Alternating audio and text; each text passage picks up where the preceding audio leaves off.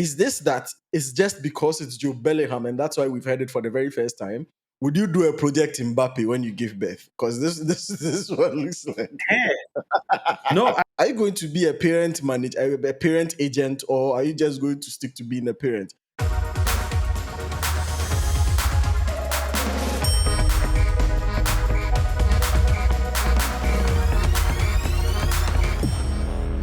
Borussia Dortmund has officially prohibited players' family members from entering the locker room or any restricted area following an incident with Joe Bellingham's parents after his Bundesliga debut. Now, for a high-profile signing like that for a club who obviously has really great parents, relationship with his parents, to face such a situation really sends some very, very nasty alarming bells. The incident itself happened after Jobe was substituted at halftime during Dortmund's 3-3 draw with St. Pauli. And his father, Mark, also his advisor and mainly acting as his agent, confronted sporting director Sebastian Kehl and reportedly sought to speak with coach Nico in a restricted tunnel area. Now, the club's response obviously says, well, while the Bellingham family had a trusting relationship with the club, such behavior will not be tolerated going forward. This is a very high profile example of parental over involvement at a very professional level and shows that clubs move to safeguards its internal protocols is one that like you would see a lot more happening in recent times. Now, Erasmus, there's a simple question here. With a very top club banning families from dressing rooms, is this that it's just because it's Joe Bellingham and that's why we've heard it for the very first time, and that there are several incidents that have happened in the past? Because for some people, if it's just this one incident, it feels like overreacting. yes. So I think it is very easy to call this an isolated incident. But Yeah, I think you and I, when we started to look into when the story broke and we started to look into the story to, like we usually do, to try and see if there is a pattern or anything of that sort, we quickly yeah, discovered that there are numerous examples of parents acting this way, whether it is at top professional clubs or even if it is at sort of like the youth setup where we are seeing more and more of these behaviors showing up. And I think we'll be discussing yeah, a lot of things which are happening in order to be able to curb those things down.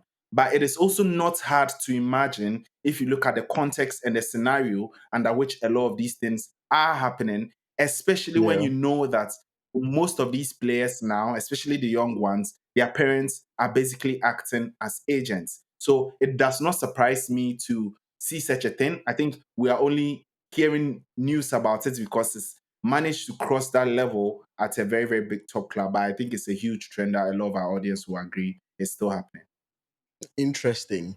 So, what we'll do in this episode is basically we'll break down what happened. We would look at why it keeps happening and what the costs are for the kids. Maybe for Joe Bellingham, he's really talented and might not pay a penalty. But for other kids, such behavior might be the end of their careers. We'd also look at where the real stories are, where clear principles should start and end, and exactly what it would look like for parents to properly support their children. So if you really want to understand the insights of this, you should definitely stay with us throughout the episode.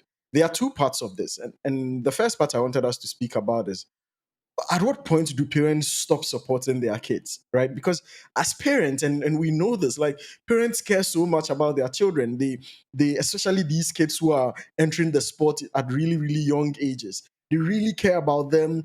They understand how much vulnerable they can be and the intensity and pressure at the sport. And just recently, we did an episode on the Shaft where we actually analyzed the reasons why these youngsters are being introduced much earlier into the game, and we understood that it's not just like the mere introduction that we've seen in previous years, but it's a deliberate strategic introduction with much more responsibility than they used to have before. And so parents are seen to be put on very high alert to try and safeguard these kids and to, as passionately as they can, make sure that they are looking out for the interest of their kids, especially when you know kids would always be excited to play and might not know when to stop. And so the question is parental support really becoming too much? Or are we seeing parents having to overly compensate for the extent to which the sport is aggressively encroaching on their kids? No, I think it's a very, very important question. We've all heard about Project Mbappe, right? Yeah, So for those of you who do not know, Project Mbappe is when a parent gives birth to a child and then blesses the child's feet and says that you they are would wear, going to become Ola. put they wear a huge Real Madrid shirt, a Yes, baby, a 2 month yes, old baby with big football boots at the big feet. foot. Oh God. Yes, you see this displayed on social media, Yeah, and that is because of the huge financial returns that football is bringing into families. Like yeah, people's lives are changed. People's lives are changed in a very, very dramatic way. And yeah, anywhere there is a financial incentive or financial pressure, you can be most assured that there would be misbehavior, right? yeah, So I think with the Joe Bellingham incident, like really, really highlights the situation in here. This is not a case that he didn't play any minutes at all, but the fact that he was hooked off at halftime.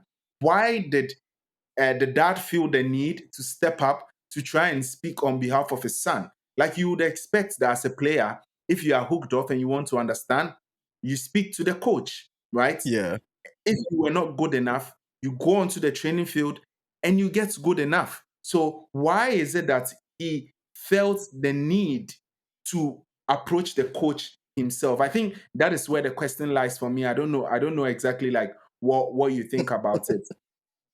I mean, the funny part of this is, you see, my framing of the question was as to whether or not players needed that protection from the very claws of football, and how much managers are beginning to fall in love with young talent. But this is Yes. clearly a manager who is trying to manage the minutes of a young talent. And you see the parents rather reacting in the opposite direction, which begs the question, who is really protecting these guys, right? What is the parents' interest in this case? But yeah, the question you No, ask so is quite tricky as well. No, so I would imagine that interest always shifts, which is why it is not a reliable factor in the first place. Because Yeah, when he plays many minutes and he's going to get injured, it's like hold on, hold on. But when he yeah, doesn't play enough, okay, hold on, hold on. No, but I think it's a very good question because just like I said, anywhere there is financial incentive, it can't get messy. And yeah, if you look at a young talent and the different stakeholders whom they are interacting with, each and every one of these stakeholders have their own interest. I think that's the yeah, most important thing to note. So clubs do have their own interest, which they'll protect. Managers have an interest to win, which they are going to protect, yeah, and the players themselves who want to play also have an interest. But sometimes I think this gets ranked even way, way lower. And if you yeah, consider the age of most of these players, what it then means is that parental consent is needed for almost every interaction which you need to yeah, have with a kid. So we've seen many scenarios and cases where, in order to sign a player, you have to go and look for the mom and dad and like try and appease them. So yeah. sometimes the kid is just happy to like play Play. football, Yeah, but you need the mom and dad. And if you go and face parents, we've seen situations where parents who are much, much more difficult have blocked um have blocked situations or have blocked opportunities for their kids just because they refuse to stay compliant in this instance. But you need yeah, the parents there because the assumption is that the parents are able to provide guidance and support and look out for the child's best interest. So yeah. the question here is, are they looking out for their own interest, which Or we the know child's best exists, interest. or Yeah, the child's best interest? I would assume for most scenarios, parents would want to think that they are looking out for the child's best interest, and I think it's important that they are in the picture to protect them. yeah, Just to add this last point, more and more, given how profitable this venture also is, people also realizing that all stakeholders, including agents of players, earn a lot yeah. of money. Families are beginning to restructure uh, the family Family model business, around. oh, family business, Yes, man. yes. Like Mouse Skelly is managed by his mom and dad. All of the Yeah, young players these days, yeah. mom and dad, like Jude Bellingham and Mom Joe and dad. Bellingham, managed by mom and dad.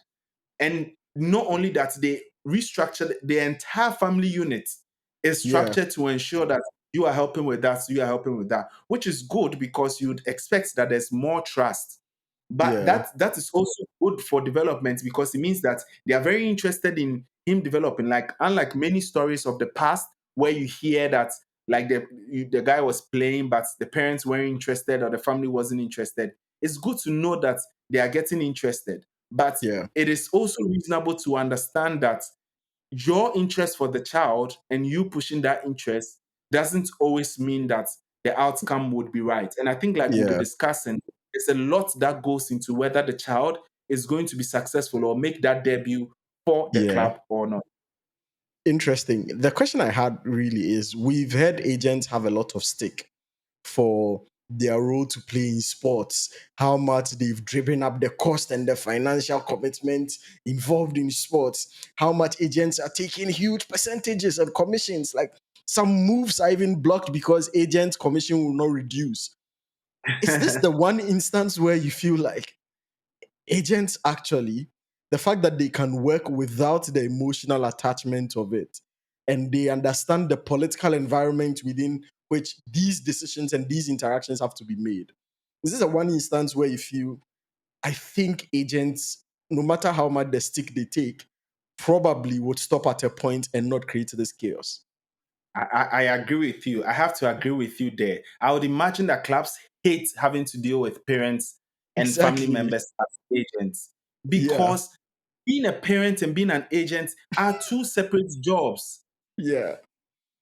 But you can understand where the lines get blurry. You can understand where the lines can instantly get blurry, where they Yeah. can get emotional in this instance. Not that the agents shouldn't be able to fight for the child, but some Yeah. of the reasons can go beyond the scope of what an agent is supposed to do in this instance. I Yeah. really do agree with you there. I think for agents, given that they are compensated financially for the development of the child, they are still going to look out for the child in that way. And it also Yeah. allows for parents to take on that responsibility of parenting the child.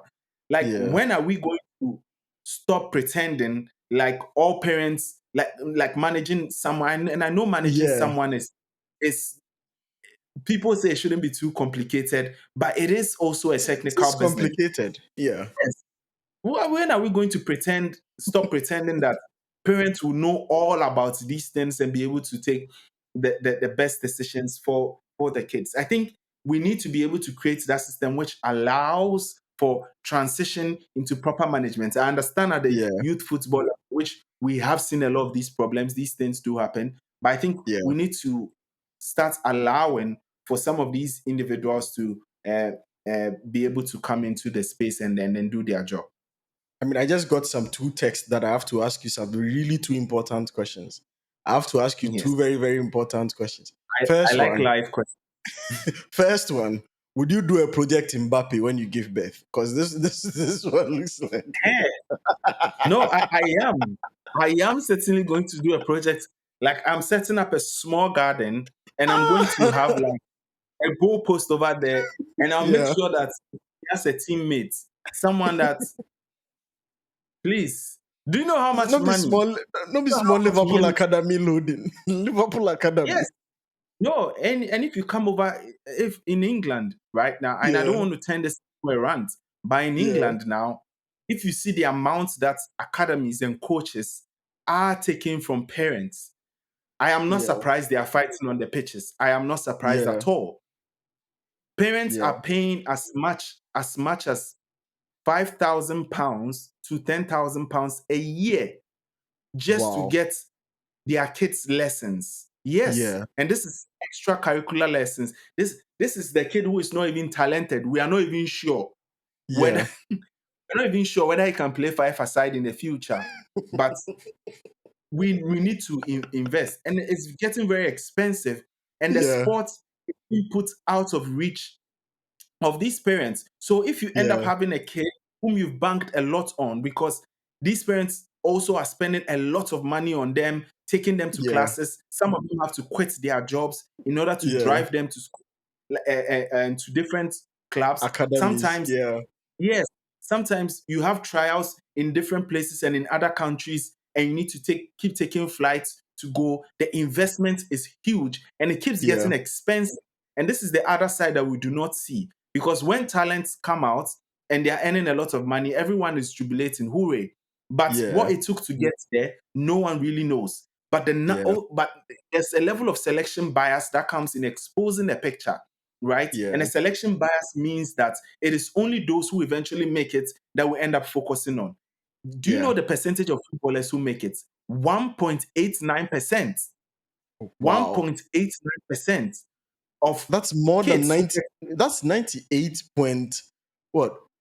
98.21% that the don't math is make it. not great. Yeah, but like yeah, I Hey, get the hey, gist. hey, hey, hey, hey. What do you mean?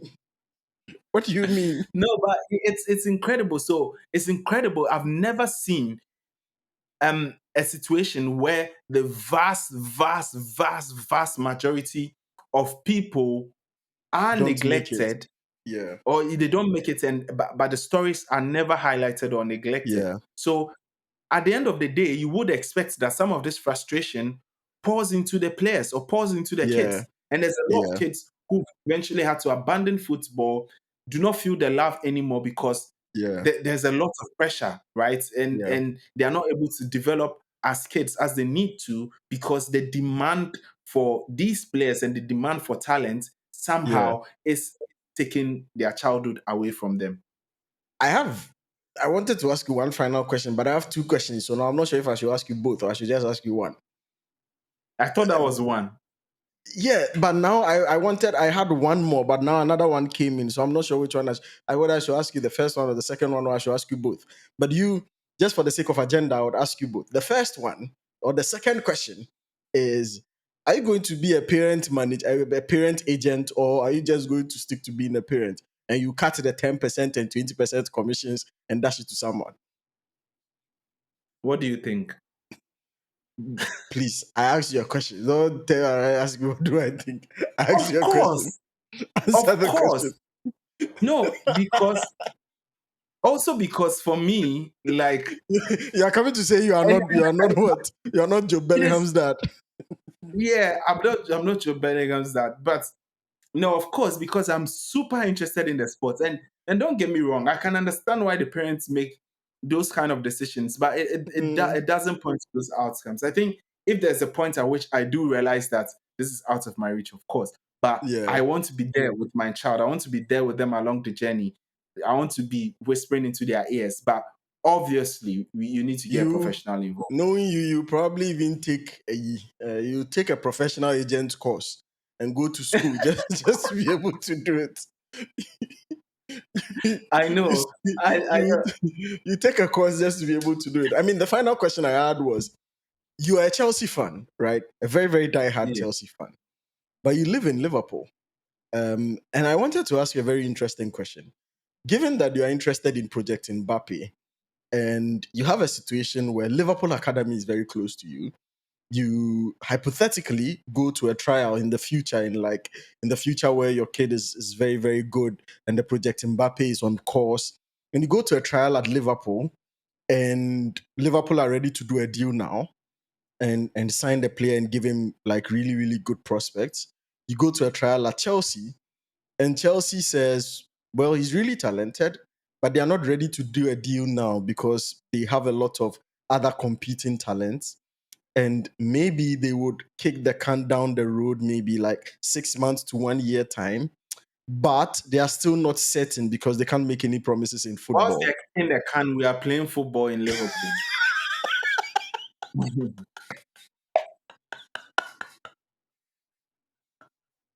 You didn't even make me finish. No. Also because they will buy like 66 other players and then my son will not get to play. So You didn't even make me finish the question. You know your yeah, club. my son will probably he'll be a spouser, right? So he would want to play for You like see your uh, life. the Hey, city he today grew up in. And that's um, today I'm you are practicing going what for I Liverpool. giving him autonomy. I thought you were a Chelsea fan. Hey, all the Chelsea fans, you see Erasmus. You see Erasmus. he will flip away from Chelsea and explain why you guys cannot be trusted. He literally didn't just say, oh, he said whilst they are kicking the can, they are playing football in Liverpool. And then Chelsea will go and buy 66 other youngsters to come and be competing. You see your life. Anyway, I mean, back to the main discussion. I think that obviously there is some form of emotion attached to it. And you can try to rationalize why these emotional scenes and these emotional flare ups happen. But I do not think that the specific incident that triggered this specific reaction warranted such an overreaction. Like, I don't know if it makes sense. You come and watch a kid, he's started the game, he's debuted. A lot of people debut from the bench. He started the game and he's been withdrawn after halftime, and you are complaining to the degree that it creates a scene this big that the club passes a whole new law because of you. They should name the law Bellingham Law. Bellingham's Law, Bellingham's Rule. That that should be the title of the podcast. No, Charlie. but that should be in the thumbnail somewhere. No, but I completely agree with you. For me, Yeah, what it does highlight is that there were some underlying issues. There are some things which are probably happening behind the scenes, which we are not seeing, which yeah. clearly, like we said, when it comes to parents being managers, these things are involved. But for me, like, who do you know? And I want to ask you this question too. Do you know the process that is involved in order to get some of these kids to be ready? Who is involved in Yeah. some of these decision making processes in order to get the kids to be there? And when the kid eventually makes his debut, what do we think is sort of like the balanced perspective, or sort of like the inputs that eventually Yeah. comes to getting them to do so? I mean, I think this is one of the very interesting questions around kids debuting or youngsters debuting. Because when you listen to almost all the punditry around, it's made to seem like it's down to the manager to decide to hand someone a debut or not. And everything is put on the manager. And even the Yeah, that's continuous why you meant playing, to hold the manager, right? yeah, like even the continuous playing of a particular player, of a particular youngster after they've been given a debut, always the heat goes down to the manager. The more tricky part is when the kids does well, the brilliance is attributed to the manager. The manager is the most brilliant manager on earth. The fact that the fact that Anslot brought on Rio Ngumoha means Anslot is the most brilliant man. Meanwhile, the decision to be able to declare whether or not Rio is ready, or even the introduction of Rio tactically into that game, usually is not down to the manager alone. So let's look at the Mm, behind the scenes stuff, even before on the pitch itself, and whether or not a youngster is put into the game. We know the parents, like we've just discussed. The parents are a huge part of it. If they have an agent, obviously that agent is there. But in terms of from a club perspective, there is the manager. There is medical staff who need to be very, very sure that this kid is mhm, developed enough, that this kid has a dense bone, that this kid has the physique and the health structure to be able to understand and be able to cope with the physicality and the intensity of the Premier League before you start panting and then all of a sudden we've lost the kid on the pitch. So medical staff are probably one of the most important voices in that room. You look at analyst and scout, which is what comes to the people who even signal who is the best profile on the bench to make an introduction onto the pitch. When Enzo Maresca found out that Cole Palmer is out, obviously there are analysts around him who are checking which profile of player in this squad best fits the replacement that we need to have the numbers and the influence that Cole Palmer would have had on this game. And then they settle on Esteval. Similar with Anslot, we are struggling. We are not breaking through. These guys are pinning us back. Which profile do we need to create the kind of distortions that we need to capitalize on the opportunities that we have? They pull out an experienced striker in Ekitike who is pouring in goals. And guess who they bring on? Rio, right? To be able to create that influence. So analysts have a huge part to play. You have psychologists. Mental health is a big, big thing now, especially in sports. And like you're saying, the likes of Jack Grealish, after all this, after everything he's won, Jack Grealish says he's never felt this free in so many years. Like it's mm, unthinkable how much mentally caging that experience can be. And so psychologists are there at the top now. And these are the checklists and the people that you basically have to have one voice singing the exact same song at the exact same moment. If any of them is singing a different song at a point in time, your positioning and your debut doesn't happen. And all these So people have authorities to be able to say, if you don't meet the standards that we expect, you're not showing up. okay. So perhaps we should clip this part of the episode and show it to Mark Bellingham. And don't hold the coach's necks. No, which which No, no, which no, for no, me, no. Yeah, this because perspective is very important if because you think about it, it, it yeah. who Go ahead. justifies withdrawing him at that point? You don't know whether it was a medical decision. You don't know whether it was a tactical decision. You don't know whether it was a psychological decision. Joe Bellingham himself needs more time to embed into the team and he needs Yeah, better exactly. experiences. So, how do you even just flare up from this experience? No, and not only even at this level, right? Because we've spoken how much like it is at the youth level. You Yeah, also know that these managers spend a lot of time with the players more than the parents now, especially from a football perspective. So they probably have the best opinion on these yeah, players. Plus, it is not your decision. yeah, Everyone needs to respect everyone's decision, like for in order for this to work. And I think that's the understanding that needs to go forth from here. So I'm really really yeah, happy that you brought this perspective, because when people see kids make the debut, they need to understand that it's not because parents have been able to force the issue, but it is the yeah. fact that like a lot of conversations in order for that 16-year-old to make the debut. Yeah. And people should understand the risk managers take with playing these guys. It's all nice and Yes. beautiful when you are playing them and it's great and the PR is good, right? Like you said in the previous episode that we did, which I would really encourage people to go and watch to understand why some of these kids are getting the kind of responsibility that they are getting in modern day squads. There's a brand element to it and the positive signaling element to it. And it's all beautiful and nice and inspirational stories when it's going well. But kids are still the biggest risks when you put them on the pitch, not just in terms of the sacrifice you make for the potential outcome of the game, but also in terms of they themselves as individuals. Football is a very, very injury prone sport. We've seen the likes of Bukayo Saka start a season and by game week 2, he's off. These are the things we've seen the likes of Kobe Menu get injured. You saw Lenny Euro when he came into the Premier League, went out with an injury that was almost a season long injury.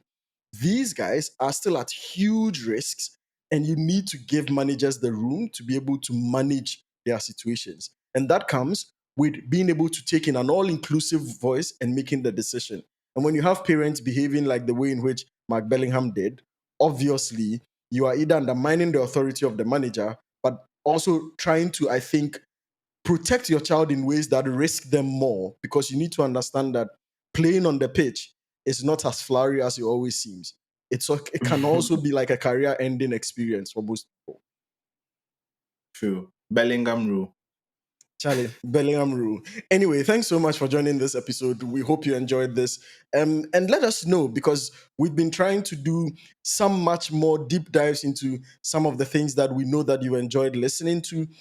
For instance, we've picked this story, we've put a very nice perspective on it, try to explore the passion and the bridge between parental control and parent care versus disruptive behavior, but also look at really who decides when a youngster is ready to debut. Let us know whether you enjoyed this episode, what your thoughts are, what you think parents should be doing. Do you think parents like Erasmus should become, what do you call it? should become agents or should we ban them? And as for the Chelsea fans, I leave Erasmus up to you. He's going to betray Chelsea for Liverpool, but he says that's his child's decision. You said it yourself. I'm a die-hard fan. I'll die hard. See you on the next episode of the Shaft Sports. Leave a like, comment, and subscribe.